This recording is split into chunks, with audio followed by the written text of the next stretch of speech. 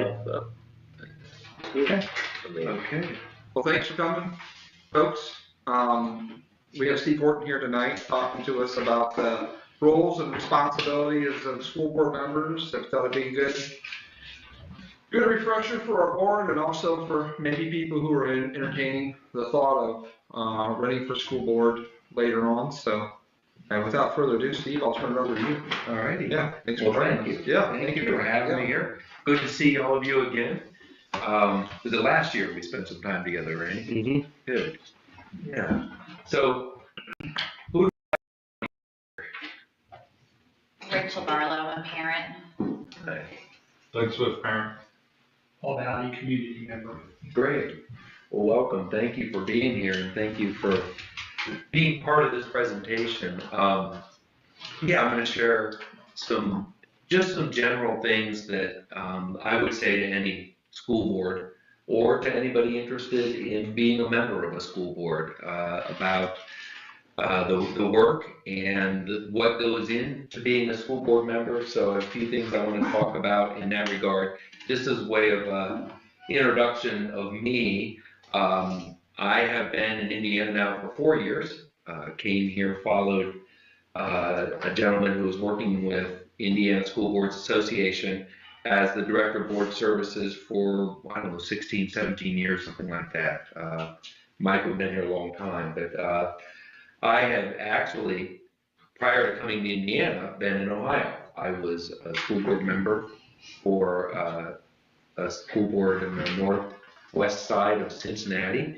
Born and raised in Ohio, kind of came from a public education family. I had a father who was a superintendent for 22 years in 3 different districts, and a mother who was a school teacher for over 30 years. In fact, my father, when he finally retired from the Ohio Department of Education, he got an award for being in public education for 60 years. Mm-hmm. The award I inherited when he passed away. It's on my desk. So, kind of a target, I guess. I don't know. But I actually happily moved into a role of being a school board consultant, which just meant that I met with school boards like I do here in Indiana and help with a number of things like superintendent searches, strategic planning, one-on-one meetings, being able to meet directly with the school board, usually in executive session for training purposes, or even if it's just discussion, talking about, whether it's communication or relationship or whatever that might be. That's always among my favorite work that I get to do. And so I've altogether between Ohio here and Indiana now, I'm in my 12th year of doing this kind of work. So yeah, I kind of liked it and decided I would stick around and keep doing it. But with that, just a chance to talk a little bit about, these are the 4 main areas that I want to talk about tonight. And as always, I do these kind of things, please ask questions, whether it's from the board here or from any of you, whatever comes to mind or whatever questions you have, just raise your hand. I want to be able to answer those and entertain those so we can answer all of your questions as we go. So to kind of get into it, I thought I would bring up really the main reasons why people decide to run for school board. I distinctly remember when I got on the ballot in my local community, a friend of our family was talking to my dad, and he saw that I was on the ballot and asked my dad when I had lost my mind. I will say that board service, for those of you who've been in the service, might feel that way from time to time, but I also have found board service to be a really highly rewarding work and something that personally for me when I was a board member really enjoyed, much more so than I thought I would. But if you think about it, how many of you fit this first category, being encouraged by others to run? Yeah, it's common. Have the 3 of you been encouraged by people in the community, or somebody brought up that, hey, maybe you should think about it? It's probably I've encouraged some of them. Yeah, I'm guilty of that. Okay. I think I was on the other side of that one. It's the most common reason. It's the reason I decided to run and ultimately get elected to my local board. I had enough people, and two of them were sitting board members. And then when I brought it up to my father, I remember him going, "Yeah, you should do that." And so the rest is history as far as that goes. Or this one, that maybe there are things that you see that that you would like to be a part of in terms of the leadership, things that are happening that you have a particular feeling about or idea. I'll get into more of that as we go here. I've always been surprised by how many board members I have met over the years that are in a long line of board members. It kind of runs in the family in a lot of cases. I talked to a board member last year who is the great-great-grandson of a board member, in fact, one of the original board members for a corporation here in Indiana. So that could be the case. Anybody fit that bill here? Yep. Okay. My husband was encouraged to run but has no interest, but his grandfather and father served on the school board here, so Really? he has no interest. Like, no, I'm out on that. Oftentimes it does kind of run through the family. Or are there educators here? Anybody who's been in education, what role? I'm a teacher. Okay. Okay. Anybody on this board? Formerly an educator? Many, many times. In fact, I bet a majority of the boards that I work with have either current or former educators, whether they were teachers or administrators, on the school board. And in this one, speaking of being an influential member of the community, this stuck with me. Back when I first started working with the Ohio School Boards Association, I had met with a board, and one of the board members there had been on the board for a while. When I was asking about their service, he said that when he first went to that community, he became a member of the city council, wanted to be involved in the city government, and did that for a couple terms. But as he was doing that work and watching what was happening in the community, he decided that if he really wanted to have an influence in the community and help shape the future of the community, he was better served by resigning from the city council and running for the local school board. And that's what he did, and have been a school board. In fact, as of a couple of years ago when I saw him at a conference and talked to him, he was still a school board member there. But it's something to think about. It is an incredibly highly influential position. Sometimes it may not feel that way, but it is. And so much of what happens in our communities is a reflection of what's happening in the schools. The schools and the community are really very, very tightly connected, not just by funding, but just oftentimes as really the identity of the local community. So it's an extremely important role in that way. And it is complex work. Do any of you question whether or not the work you do on your school board is complex or not? No. It is. I saw this kind of equation as it were, just talking about the nature of school boards and how people get on school boards, the fact that you're elected. In many places, at least my experience was, yes, I did run for the school board. I thought I had a pretty good idea of what school boards do and what school board members are expected to do. And then I got elected and found out that it was a pretty steep learning curve when I got on the board as far as, oh, this is how it works.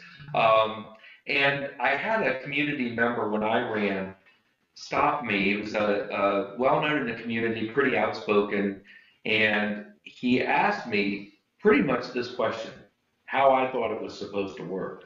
You know, the idea that, hey, you're just a member of the community, you may or may not be involved in public education, you may or may not have children in the schools, but by virtue of being a member of the community and being a registered voter, you can run for the school board. And that's the way it works. It works that way in Ohio. It's that way here in Indiana and pretty much every other state. And so his question was a valid one. How is this supposed to work?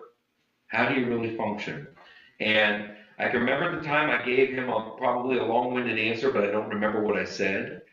But I do remember that question, and I've thought about it, and I've worked with boards, have brought that up about what makes it work. And there is a means by which it works, and that is everybody needs to understand what the role of a board member is, what the role of the administration is, and understand what the rules are as far as how board service works and how decisions are made. So I thought I'd talk about some of the rules. One of my favorite commercials, Nick Saban as a Virgo owner. The details do matter, and there are things that are set that board members are responsible for, such as employing and evaluating a superintendent for the corporation. When we're working with boards in terms of hiring a superintendent and otherwise, we make the comment regularly that it is the most important decision a school board makes. Who that person's going to be that's going to act as the CEO for the corporation. And if you think about it, this is a way oftentimes school boards are not viewed oftentimes in the way that they are in a corporate world, in the private sector. But the role is very, very similar. You are the board of directors of a very complex, multi-million, in fact, if you consider total valuation, you get into the billions. And you're the caretakers of that budget and the oversight for the corporation. You oversee and approve policies. That's such an important role for school boards. I oftentimes get in discussion with boards about how do you oversee your policies? What is your process for policies, and do you feel like your policy manual's up to date? I throw that question to all of you about whether or not you feel like you're staying up to date with the ever-changing landscape of education and policies that have to be in place. What's the process for reviewing and overseeing those policies? You want me to do it? Okay. That's your favorite. So, hi, I'm Blake. I like policies. So essentially, we did a full turnover, 2 years ago? 3 years? 2 years ago? Had it gotten out of compliance, or? We changed policies totally. Switched over from Neola and went to CCD. Oh, okay. Yeah. And so in that time frame, we went through groupings of policies and we all read over them. We all did a first reading, gave suggestions on making changes, went through what we can legally change versus what the state tells us we have to do, which was that's where I got shocked about our job. And then went through the second reading and did that for all of those.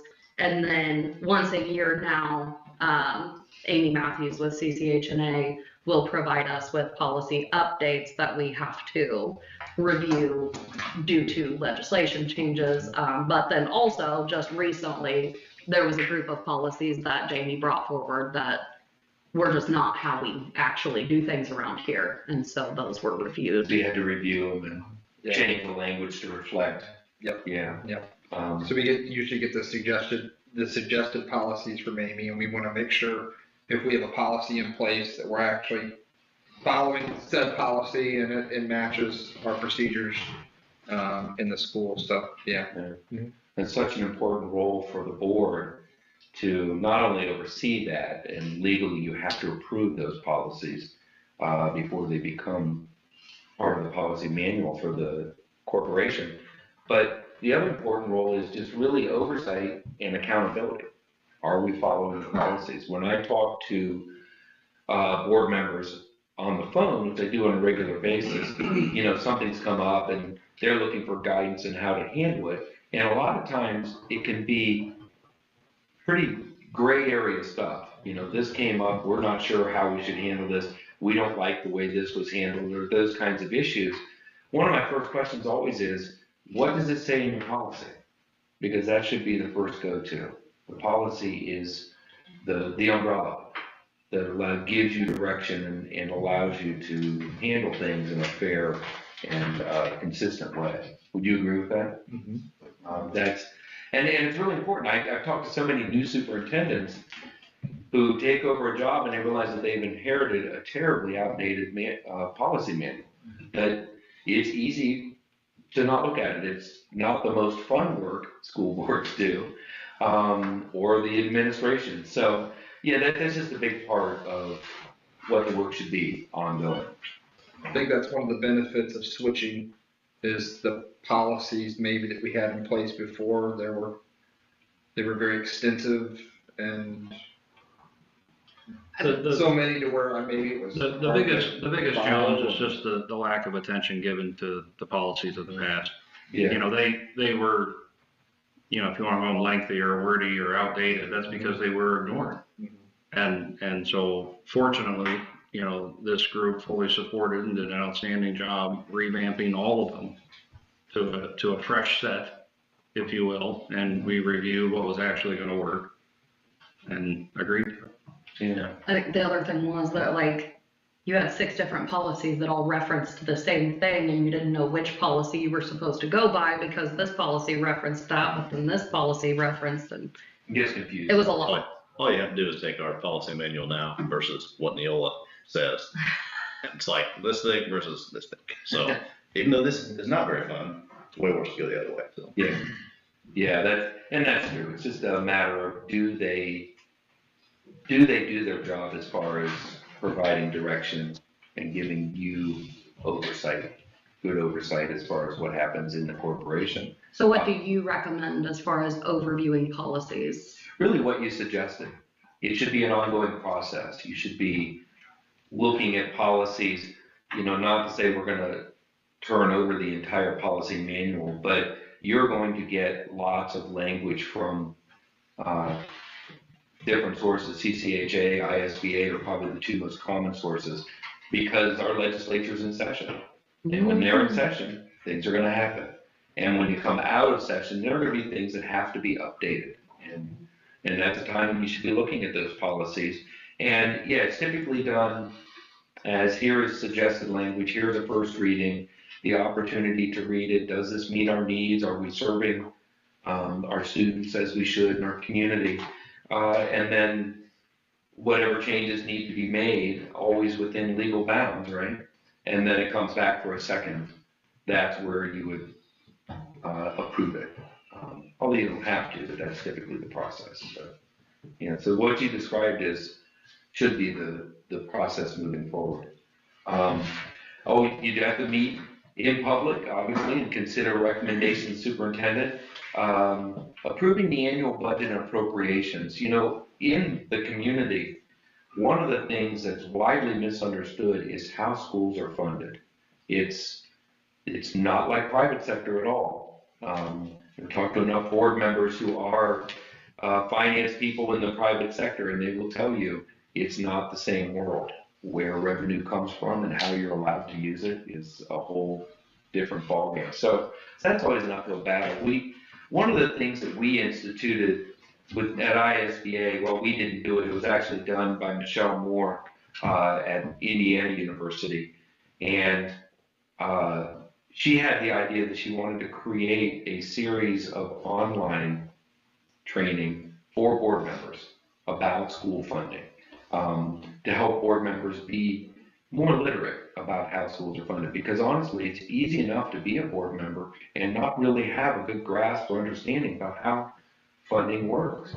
In Ohio, when I became a board member, one of the first things I did was sit down for a while with our treasurer in our district, just to try and get my head around how does the funding work. At that time, we were trying to cut money out of the budget. We were putting a levy on the ballot because we needed more revenue, and just trying to understand the how and the why was a big part of the job. So it's one thing to approve a budget, it's always another to really work at having a good grasp on what's in that budget and where those numbers are coming from. So that's a big ongoing part of the work. And then, are you providing safe and adequate facilities for your students?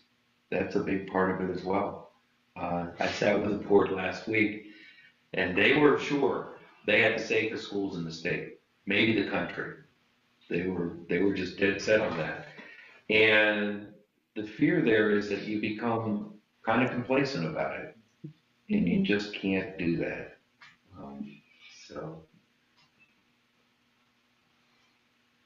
okay, most important rule. My favorite part of that commercial is when he points to the book. It's a rule, but here's the rule, and this is the one that I always say really allows that equation that I showed to work. That thing that you bring everybody together, and how does a school board really work? It's understanding of this rule. Nobody has individual authority. How have you worked with that as board members here? We didn't know that. You're just telling us this for the first time.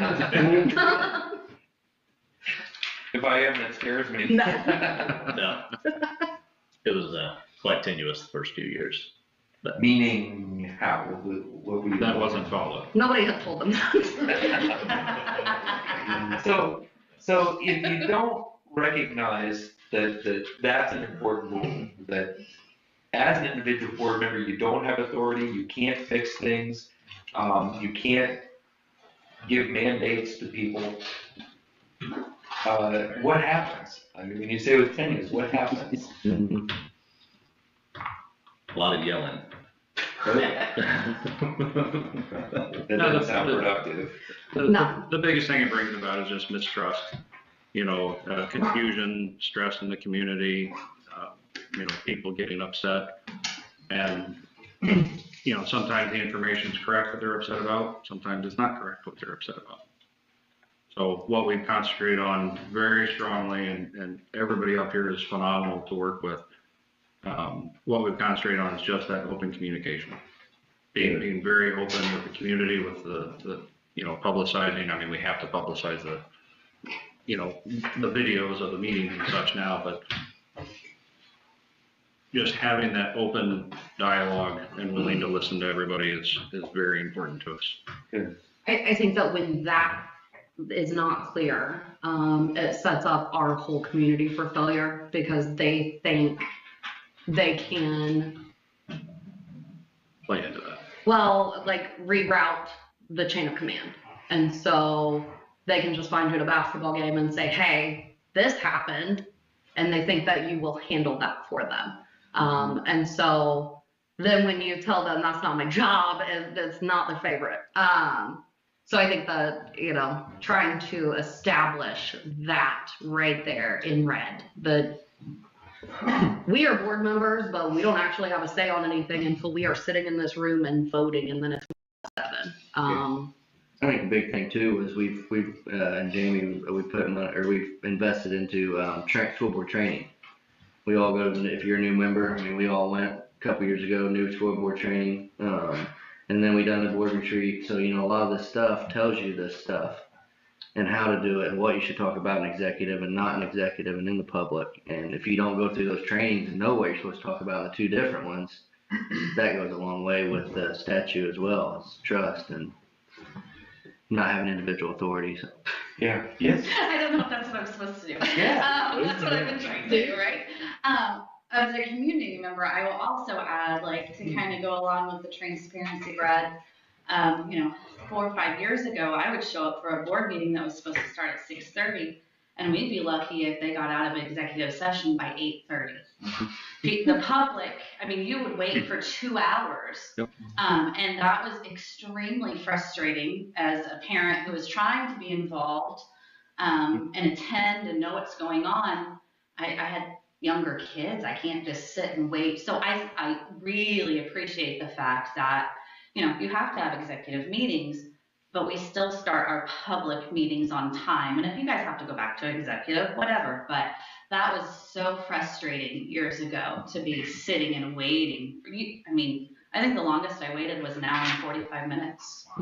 It was wild. The news people were mad. I think that goes back to learning about what we talk about in executive compared to in the public too. Right. Those executive sessions are really not that long if you do it right. Well, So- it wasn't happening that way. Yeah. We don't have an executive session every month either. I As a have new- practice. Oh, that's weird They can have too. Yeah, as a new board member, we were having executive every week.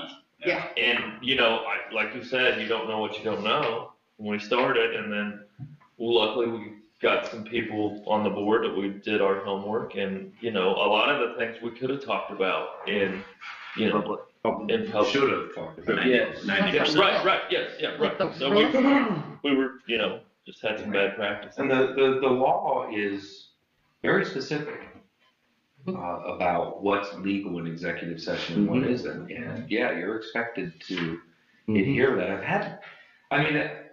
Even to the extent that I've had board members ask, what are they gonna do, take us to jail? But that shouldn't be the point. The law is there for a reason. And it also, I heard it stated that, following this rule about no individual authority except when you're together in a public meeting, that is the beginning of where trust is built. And that's just understanding that is such a huge part of the work that you do as board members. And I would say that, when it comes down to it, the purpose of the board and individual members is to vote. You want to vote responsibly and to understand what you're voting on and why, and really come to consensus decisions. But that's the purpose, is in public to vote. And so this part of it is such an important part of board service, and everybody needs to understand that and live by that rule. And then I've never been a fan of the term "stay in your lane." It feels kind of patronizing, but there are lanes, and this is the important thing that allows board to work well with superintendent administration. So we already talked about the fact that the board oversees policy. That's your job to make sure that policy manual is compliant, up to date, and serving your corporation as it should. You also have to maintain vision and goals. I know last time we met, we talked about strategic planning and the strategic plan in general. But once a plan is in place, who's accountable to that? If it's not the school board, who's going to really be accountable to it and to make sure that we're living up to that plan or aligning our work to what was most important in that plan? Your job obviously is to keep oversight of the superintendent and evaluation. How do you handle evaluation? That's always a good question for boards, because that's a tough job for school boards. We basically follow your handbook.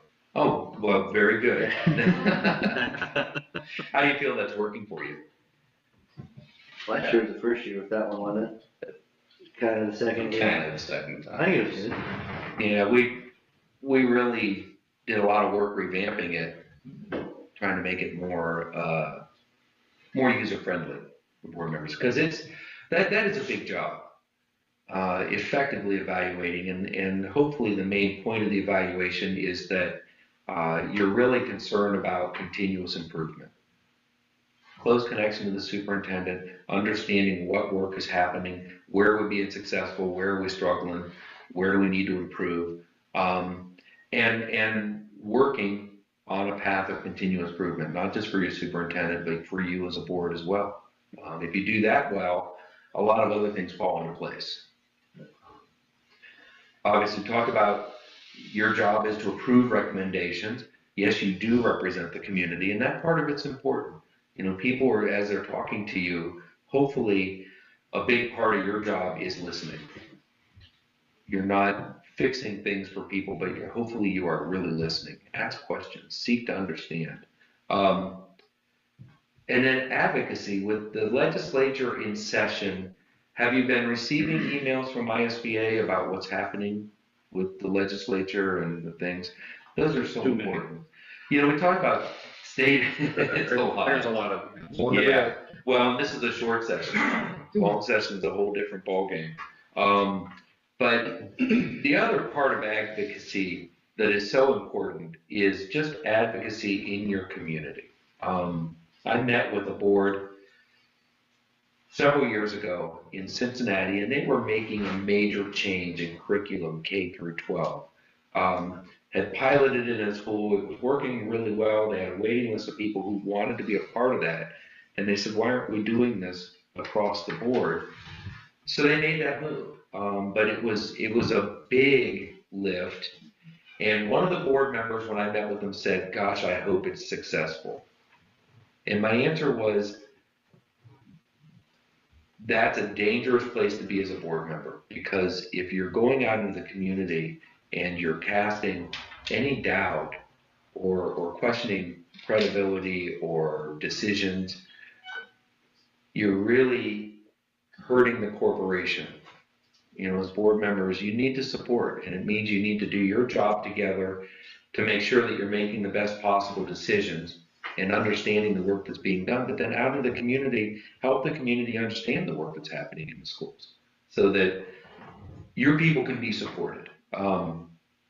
One board member I met with at the beginning of last year made a very poignant comment that stuck with me. This was right after the election that we had last year, brand new board member, and in talking about her desires as a board member, one of the things she said was, I never want to put our staff through what I went through as a teacher. She was a teacher in the district because of a previous board. There was so much dysfunction, so much discord happening between the board. It filters down into the organization and it creates a lot of stress. And that really hit home, though. She said, I never want to put our staff through that again. And so that's something to remember as board members, and how you do your work together. We'll talk about more about that in a minute. But you pass policies, then the administration does the work creating administrative guidelines. What do administrative guidelines do, Mr. Superintendent? Enforce the policies. Yeah, they just comply with the policies that are that we have set, and also make it clear to our administration that what we're going to do to make sure we adhere to the policies. Okay, yeah, and that's important work. So there's really two pieces of it: the part that you approve, and then the part that they create to enforce that policy. You have to implement the strategic plan. It's the board's job to work with the superintendent to oversee how are we doing, how do we know we're being successful, but it's the administration's job to implement it. They make the staffing decisions and the evaluation of the staff. The board's employee is the superintendent, and that's really the only person that you officially employ. They have to act on the approvals that come before the board, develop programs and initiatives for the work that happens in the schools. And that's hopefully not done at the exclusion of the board, but that's the administration's role, is to work on those things and to make sure that we're providing the right tools and resources necessary for our kids. And then this is a big one. It's a pretty big book. Public education is extremely well regulated, and there is a very big book about the regulations and laws around education. And yeah, it's the administration's job to make sure that we're being legal. And then as part of that consensus, I put consensus up there as the last one because, you know, really I would say the board's job is consensus when you come together.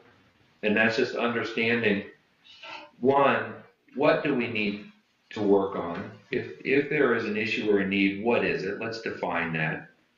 Two, each one of you need to have a voice in what's most important in that decision. I'm talking about the big decisions that the boards have to make.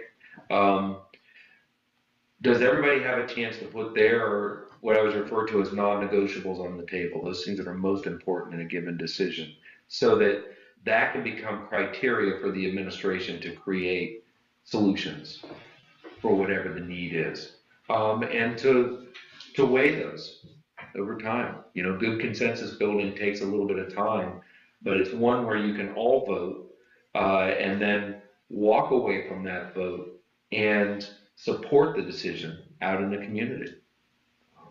and sometimes among the staff. So those are the two lanes. How do those lanes work together? Well, that's where we talk about the board superintendent relationship. What relationship exists?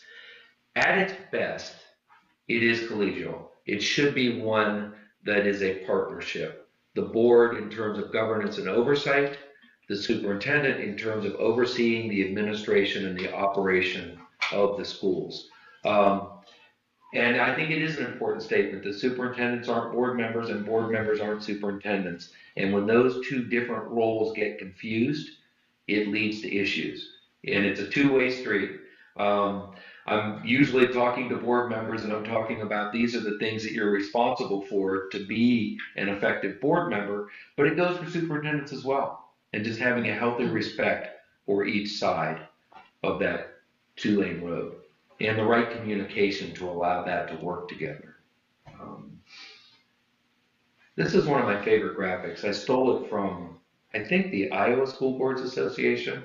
I don't know, I saw it at a conference. Well, I really like that because I think it says a lot in a graphic. But if you look at that graphic, what does that say to you? What are things that come to mind?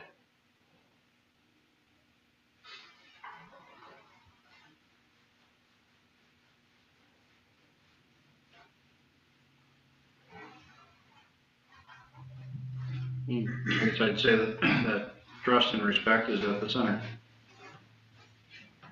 And it goes both ways. Yeah. I think that double arrow is an important part of it.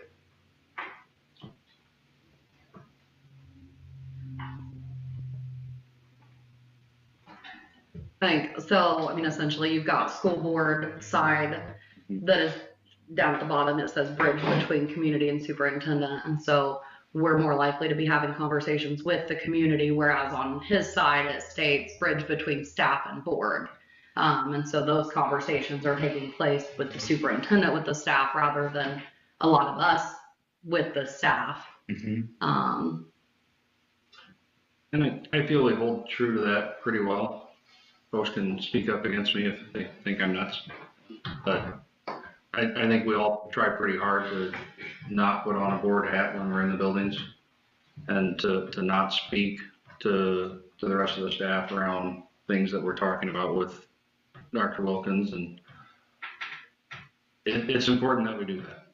And because you're all parents, one thing that I've tried to stress to the board is you're a parent and you're allowed to be a parent and you're allowed to have the parental relationship with people, and you don't, well, being a board member does not, disallow you from being a parent and have the same roles that all parents have in the district. And we try to convey that, and you do a great job with that too, of knowing that it's okay to be a parent.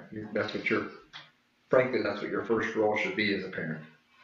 And I think things like this training, because I know John mentioned, we've all been through training, but that wasn't public to everyone in our community. And I think that's huge. Kind of what this is more for is to allow the community to understand what our role is versus what our role is not. And if you see us volunteering in the school, we're a parent volunteering in the school. That's not a board member situation where, oh, I'm going to grab this board member and talk to them about board stuff. I'm a mom that's volunteering in the classroom.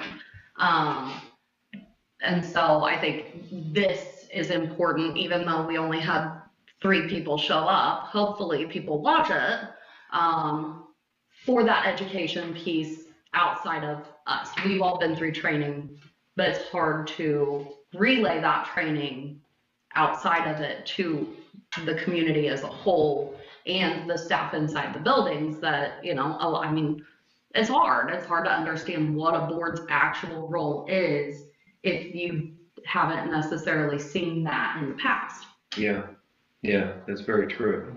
And, there's another thing that this points to that I hope is important to all of you, and that is, when I say the community sees you at work, what do they see? Do they see group of people who are working together for the benefit of the corporation, or do they see dysfunction and issues in terms of just ability to communicate and solve problems and move forward? Because when the community sees dysfunction, there is a tremendous lack of trust in what happens in the schools. It goes directly to their perception of the schools. And the community has the opportunity to see a really strong board that's working well with the superintendent, that can disagree in a respectful and professional way in public. That's important. The community needs to see you doing work together, and that's where the trust in the work that you do makes a difference. So hopefully, that work continues, because we want the community to be able to see good leadership and to have a good perception of what the schools are about and the work that's happening in the schools. And that's part of what goes back, and I talked about being an influential member in the community. It has a lot to do with it. Chain of command. That previous graphic dovetails right into this one, and it really is just about how information needs to flow. What is your point of contact, board? Superintendent. Yeah, superintendent. Doesn't mean you don't ever talk to staff or other administrators. You certainly do. But in terms of the decision making and the information flow, it has to go from board to superintendent and the other way as well. And one of the things to consider, and I like to throw this question at the superintendent, you hear about something happening in a third grade classroom or down in the elementary school somewhere, and you decide, I got to get down in there, I got to go find out what's going on down there. What happens to your organization? Well, I mean, if I'm going straight to the third grade classroom and not going to the administrator first, that creates mistrust with, I think, administration, that they lose, it's not empowering to them and their jobs and what they're doing. So I don't think I go to teacher, I go to administration, and then administration maybe fills me on the situation or whatever, but yeah. So that it stays It's following the chain from the end, yeah. It's the organizational chart, really. Yeah. Who answers to whom. Mm-hmm. And I will say this, that as I talk to board members and superintendents on an ongoing basis about things that are happening in a corporation, issues that have arisen, more times than not, it's because things have gotten out of whack with the chain of command. Mm-hmm. Communication's not happening the way it needs to happen. People stepping into roles that they're not meant to be stepping into. And it creates issues. It goes sideways very, very quickly. And you're right, you said it. You lose trust if you don't pay attention to and be accountable to the chain of command, because that is where trust is built. I don't go ahead. Well, I was just gonna say, since we only have 2 people here and other people will be watching online, can you read that out loud, how the chain of command works, so that, Sure. because they won't be able to They can see see the it. graphic. They can see it. Oh, nice, never Okay, mind. good. Good. Chain of command. Yeah, I would say where the ovals or the bubbles, as I've referred to them, overlap, that's where the communication needs to happen. People need to know who they report to, and there needs to be comfort and trust in That's that. exciting. And where would you add in there? Because obviously, like you talked about in earlier slides, how the community, we are the bridge for the community side as well. So how does that information kind of flow into that chart there? Well, that's a great question, because you are hearing from the community.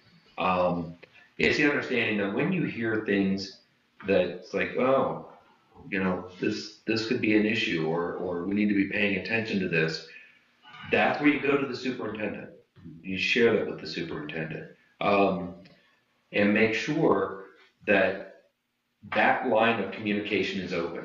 And then the superintendent moves forward with it appropriately through the channels. When you're talking to people in the community who are bringing up something, whatever concern is, or an issue or a need, the best thing you can do as a board member is direct that person to the appropriate place, where they need to go. Is it a building principal? Is it a teacher? Is it a coach or the athletic director, transportation director, whoever it might be, to make sure, because people in the community don't necessarily know that. But the most dangerous thing board members can do is to lead somebody in the community to believe that you're going to step in and fix that for them, whatever it is. And that can be very innocent. Let me look into that for you. That's not your job. Your job is to make sure that they are connected with whomever they need to speak with. It doesn't mean you can't follow up after the fact and find out, hey, how was that resolved, or what's happening there. But it's not your job to step into something with people, and it certainly is not your job to get into the middle of issues. I had an interesting conversation with two board members who are both good friends of a cafeteria worker in the school district, and they were embroiled in this issue between the director of the food service and this person working in one of the cafeterias, and was being badly mistreated. The question was, how do you know that so? Well, we know this person. We're a good friend. We're hearing about what's happening. But you're hearing it from one side. You're never hearing the full story. And it didn't actually sink in what I was trying to say until I looked at him and I said, well, the big thing is, it's not your fight. You're board members. You're not employees of the corporation. And that's when I could see the light go off of, oh, okay. But it's true. Anything that you're maybe pulled into the middle of, it's not your fight. Stay out of it. And let the people who are here to handle those things handle it appropriately. Your job is to oversee policy and make sure that, did we follow policy? I think that's a misconception within the school, is that, they think that we're the top dog, we're the boss. And so if they have a problem with Joe the teacher, they should let the big boss know. And that's not the case. We are the final step if the superintendent, if it gets all the way up the chain of command and they want to appeal to the board, we're there. We don't touch it until it gets to that point. It's not our job. And if it does come up to that level, you want to be as far removed or unbiased as possible when that comes in front of you. If you have already signaled that you have a bias or a feeling one way or the other, it really compromises your ability to be that, final court if it comes up that far. And most things should never get that far. They're handled in the organization, per the policy that you have in place. So, good. I like to talk about this. It really is about conflict, because sometimes when people hear me talk about boards, the assumption is that, well, boards are always supposed to get along and there should never be disagreements or questioning. Absolutely. While I want boards to get along, I do believe very strongly that, conflict is not only a good thing, it's necessary. If you're going to do your work as a governing body with your superintendent, you need to have conflict. And I love the way Leanne Davey put it. I learned about this back during the COVID lockdown. I had plenty of time to read and research more than usual. And I got into the work that this woman, Leanne Davey, does with organizational boards and leadership teams. And she's the one who brought up the idea that what you're really doing is spreading a tarp if you're doing your work well. Everybody knows who's holding onto the tarp, and the only way you can make it work is if you move in opposite directions. But if you're going to make it work well, you have to know what the other people are doing. You can't surprise people. You can't let go of the tarp. You've got to be able to put the appropriate amount of pressure. So it means something comes up decision needs to be made. I always refer to Paul. Paul was an engineer I worked with in a private sector job before I ever became a board member. And he made my life crazy. I was a person who wrote manuals for products and went out and trained on how to install and program the products we were manufacturing. And Paul was an engineer on the backside who questioned everything. Paul, can I get this? Why do you need that? What are you going to do with it? Just, I need this, just simple things like that.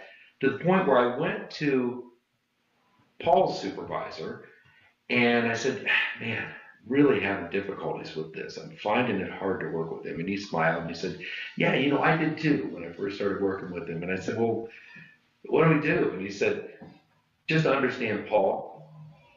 He is somebody who's always going to question. He's always going to look for the what if. And he said, you know what? I can't do my job without it.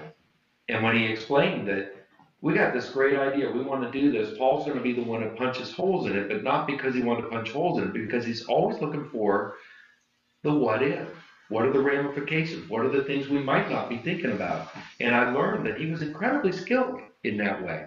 But once I learned that that was Paul's handle on the tarp, it made all the difference in the world, because I knew how he worked. I knew why he asked the questions he asked, and I actually came to appreciate him when I had that understanding. So the key for you as a board is to understand what is the hole that each one of you have on the tarp. And the challenge for new board members coming onto a board is to learn that, and also learn what's my hole in the tarp.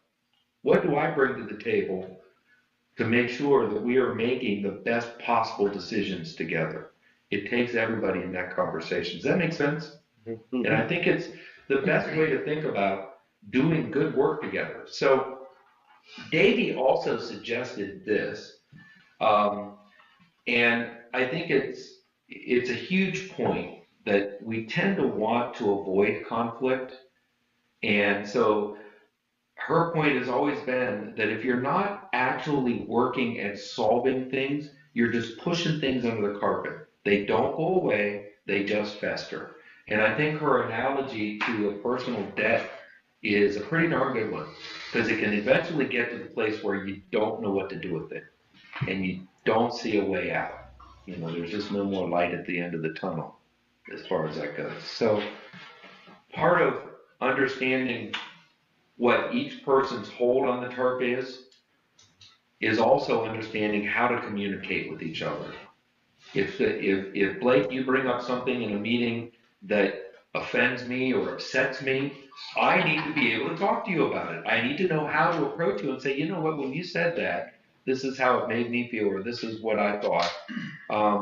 And come to an understanding rather than just be going away upset or angry, because that doesn't go away until you have a chance to address it. So hopefully all of you work on that and have the ability to talk to each other when you need to, and have the ability to do this well. I believe in this 100%, and this really goes to what boards do together a lot of the time, and that is, how do we work on whatever the issue or the need is in front of us without it being personal between each other?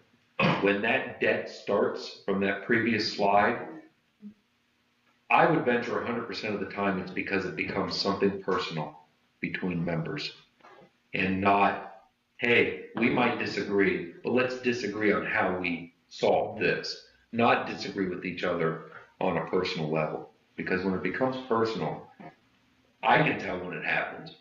When I meet with a board, nobody wants to talk about it, nobody really wants to bring up what happened or what was said, it's because it's gotten personal between people. And now I got to start pointing somebody out. This is not, it gets uncomfortable, and I never want people to get there. So, you two work this out. We fight each other. That's how we do it. Okay. But we fight Who over wins? here. It's me every time. Okay. That's true. That's very true. She is bad. Yeah. But really the key is communication. Just making sure everybody has the same information. How do you do that? What's the process? Oh, You good. guys can meet. Weekly I mean, updates. I try to do the updates Weekly. every Friday. Yeah, every week, give an update on what's going on, and just to make sure that they're aware of situations and, yeah. But the one thing I don't want is that we get into a board meeting and it's the first time they're hearing about something, or they haven't received any information beforehand, so I try to do my best to do that. Okay. Yeah. Do all of you look at those updates when they come out? Oh, yeah. Ask questions about them? Yep. Good. I think a lot of the improvement of communication amongst this board is just the open conversations in board meetings. Asking questions, answering questions, having thorough conversations amongst the board and the superintendent on a regular basis. That's a big deal, because a lot of times issues for boards is they're afraid to have those discussions or don't know how to have those discussions. And that's why you meet in public. That's why boards meet before the community, and now we have to live stream all the meetings, because the community is supposed to see and hear these things. And I think that's why training's key, especially for new board members like we went through. Is because you don't know what you're supposed to talk about coming from the private sector into the public. And you learn real quick that there's very few things you talk about in executive. right, Very few. right. It'd be so nice if you could just lock yourself in a room and make all these decisions. But that's not the way it's supposed to work. No. So, yeah. Good. So, I mean, the things that board members don't always understand, especially brand new board members, communication does not have to be in the board meeting. In fact, most of it happens outside. When information is shared, pushed out, that's entirely legal. He can share whatever he needs to with all of you. You can share information with each other. There is nothing illegal about that at all, whether you do it by face-to-face conversation or by email or text or however you're communicating. That part of it's fine. You can reply to information that goes out. You know, I ask when you get that update, you ask questions. Are there things in there that sometimes you look at and go, I didn't know about this, or I'd like to know something about this, or I don't understand this. I need to ask questions about it. You know, hopefully you're asking questions. I would say the greatest tool a board member has is the ability to ask questions and to seek information. Here's another great tool that all boards should follow. If somebody asks a question, whether you did or somebody else, it's fair for everybody to get the information. You know, so we say, Dustin asked this question. I want to make sure all of you have this information, just to make sure that happens. I would say Dr. Wilkins does a great job of that. Good. That's a huge positive. There are enough times when you walk in and get to the issue. Well, the issue is there are people who feel like they're not given information. Things are coming up that, well, somebody decided that somewhere, but I wasn't involved in it. That's not a good place to be as a member of this team. That's why I say nobody wants to be a mushroom. You know what I mean by being a mushroom? No. I don't. You got it in the dark. Yeah. Okay. In the dark, yeah. Shut the door.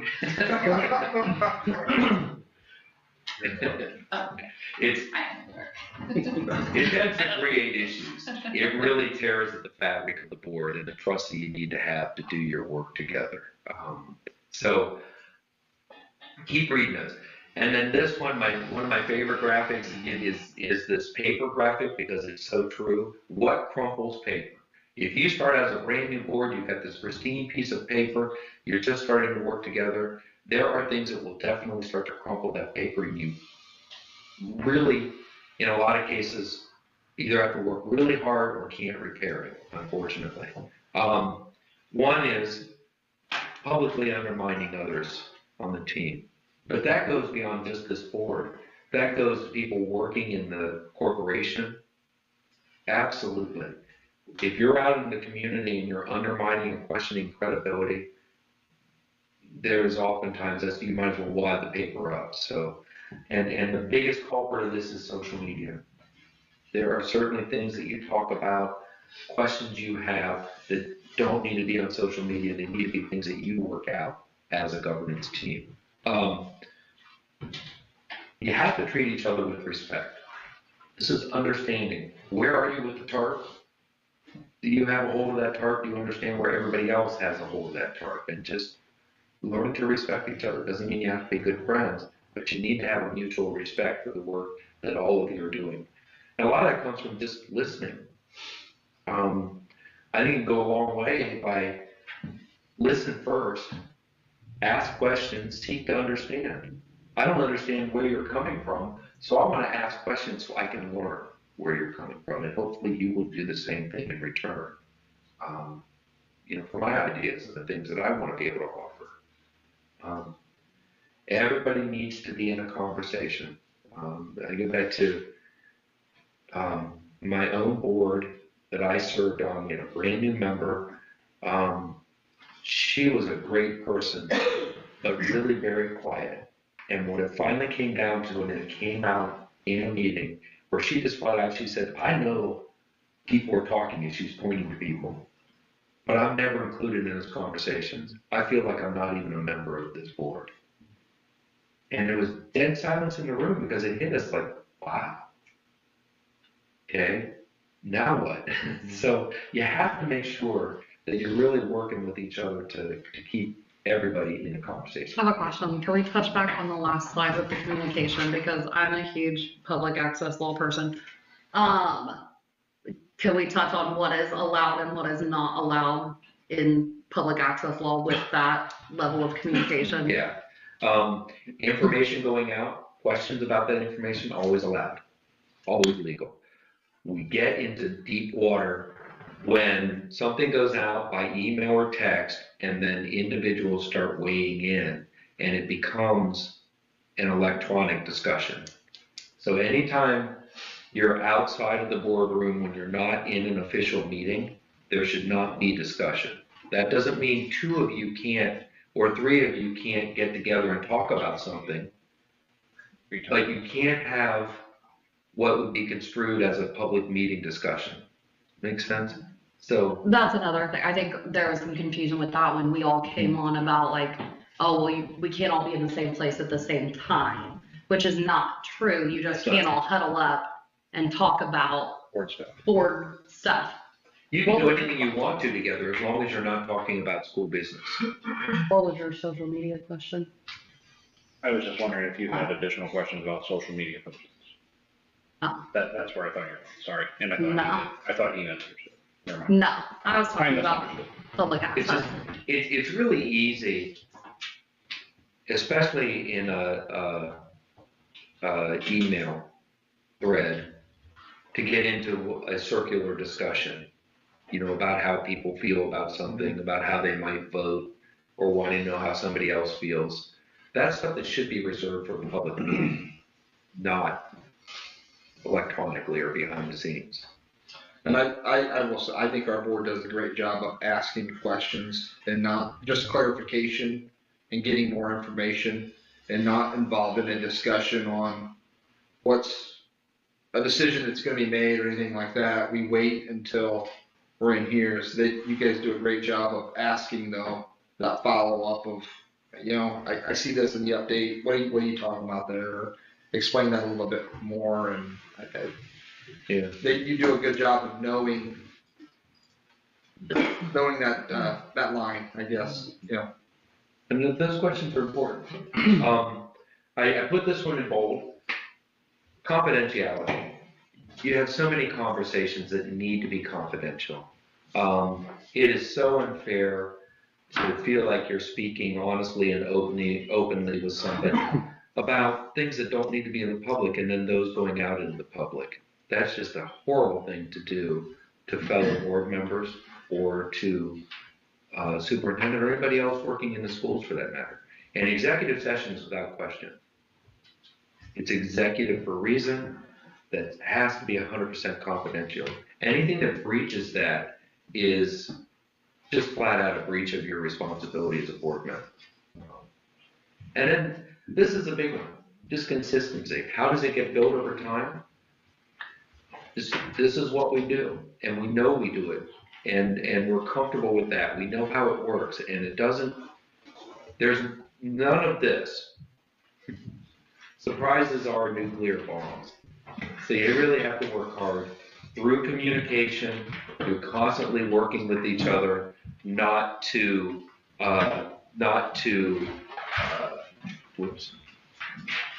surprise each other, especially in a public session. That's just not fair. That was something that you had said during my first training was, don't surprise the superintendent. If you are going to be a hard no on something they're going to present, don't surprise them at a board meeting by doing It's fair to let them know, and that's okay.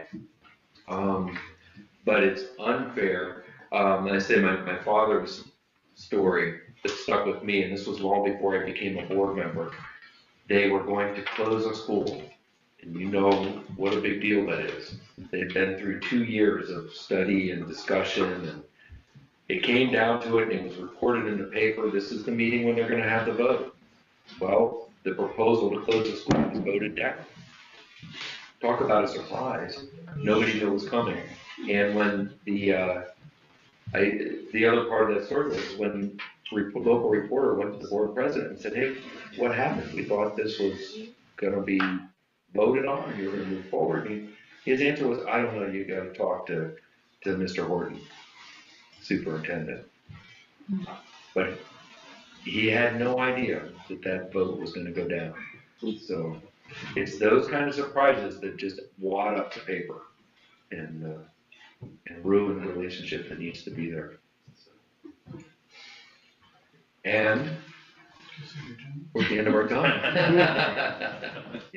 Any questions or anything? I have a question. Yeah. So when I came on, in that time frame before, and again, it was a different time frame to sign up to run. But ISBA did a webinar of essentially this, if you're going to run for office, here's what the job entails. Is that gonna happen? It will. Okay. Yeah, we have those planned. The official filing date this year is May 19th. It runs to June 18th. So we're gonna have some webinars, I think before the filing date, and we're gonna have webinars after the filing date as well. There's a few that we're gonna do. So, yeah, and for all of you, I mean, if there are people in the community that you don't wanna run, encourage them to come to the webinar. Really. We want to try and get as many people in as possible. And sometimes it's hard to get into the community and get that word out. I appreciate what you've done here tonight. I think that, not only is it important for a board to have continued training, but again, like I said, for the general public to have a better understanding of what our job is versus what it is not is a huge help for everyone, I think. And not, I mean, honestly, like, that way everybody out there can hold us accountable. If we're not doing our job right, they can say, hey, I came to your training or I watched your training, that's my job. And so I appreciate this very much. Thank you. Thank you for having me tonight. Oh, I do have one thing to leave behind. Yay, toys. I don't think I've shared this with you, Well, it's not gonna be- but it is. It's just a breakdown of what the roles and responsibilities of the board superintendent are. So you can take one or anybody can take one if they'd like. Sure. Any other questions for Steve or? Huge appreciation. Thank you Thank for you. the time and the reminder to us sitting up here of some of the things that we gotta remember, that it's important to do. And to Blake's point, for community members, it's very powerful for the community to be informed. Yeah. Of what we're doing, and of course, if there's an interest of participation, and having them well informed ahead of time. So some of us jumped into this knowing, some unknowing, and but in the end, through all the training and attention and support that we've all given ourselves, it's really a phenomenal group. Thank you. Thank Thank you for having me. Thank you. Thank you. I'm always available. Yeah. Just know that. Thank you. Yeah. Yeah. My pleasure.